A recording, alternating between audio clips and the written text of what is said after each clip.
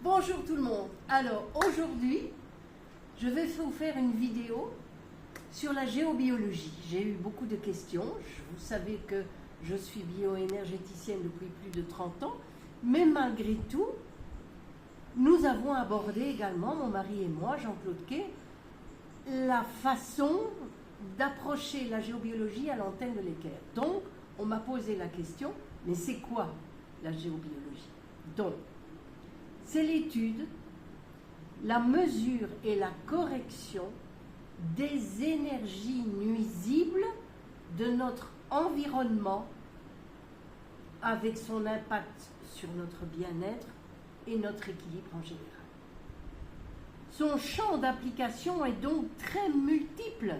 Ça peut être des perturbations du sous-sol, de la composition, de la constitution de la maison, les polluants que nous utilisons, les peintures, la pollution électromagnétique intérieure et extérieure que nous subissons, et donc également le rééquilibrage de réseaux cosmotelluriques.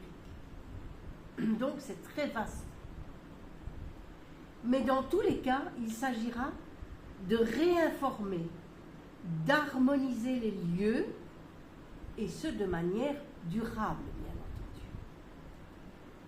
Alors je voulais approcher un petit peu l'historique de cette matière. Depuis toujours, l'homme est sensibilisé à son environnement.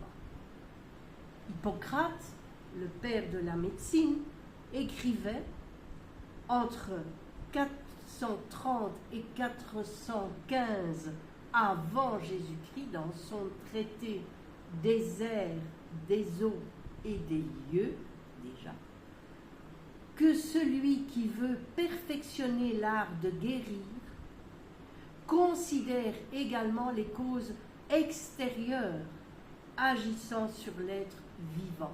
Je dirais même plus sur tous les êtres vivants.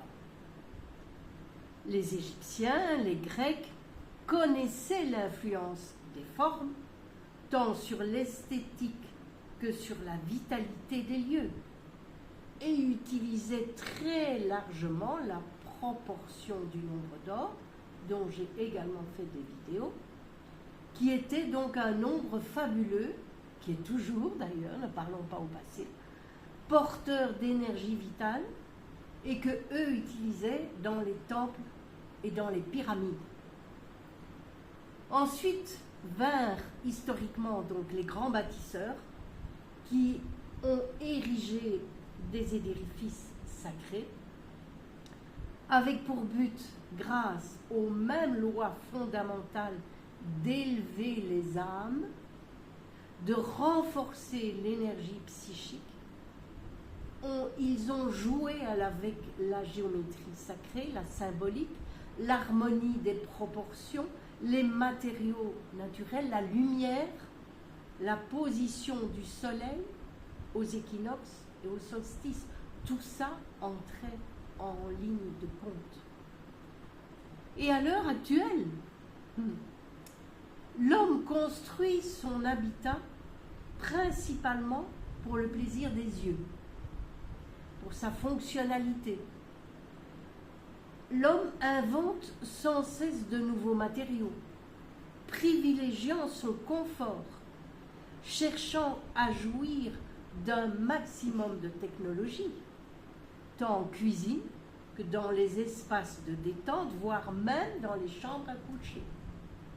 Malheureusement, ces progrès plongent notre habitat au centre d'une pollution électromagnétique invisible et sournoise à laquelle nul n'échappe, avec parfois des conséquences dommageables pour notre système immunitaire et notre capital santé.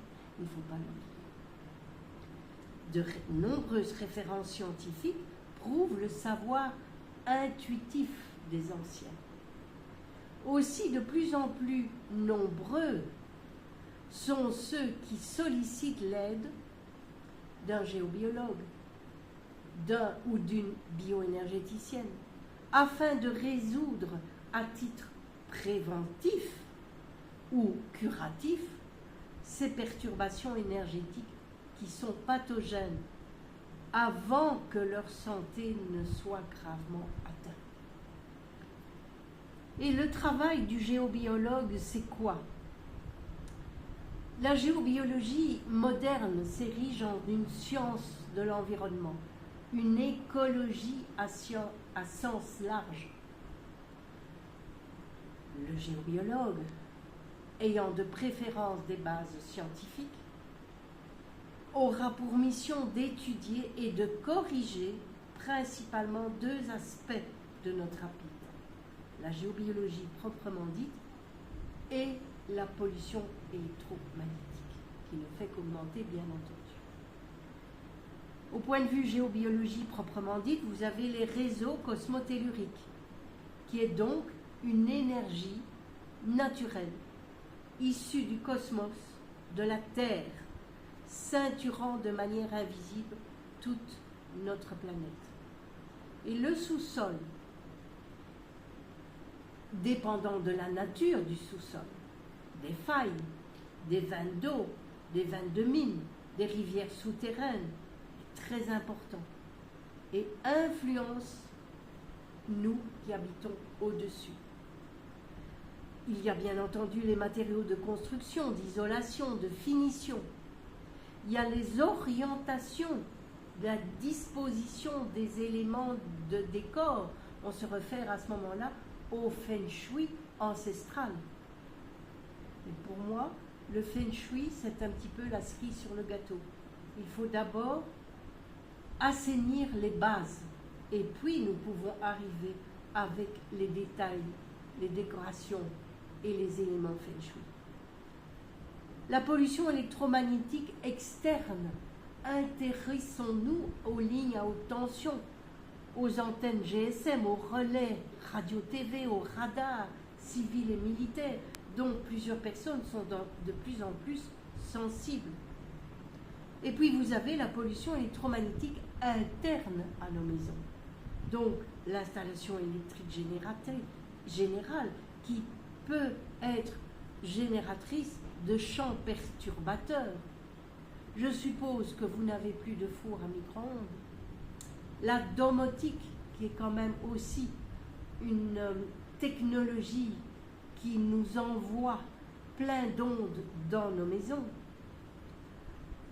Des outils de communication, bien entendu, nos ordinateurs, l'audiovisuel, tout ça doit être mesuré à l'aide d'appareillages scientifiques étalonnés.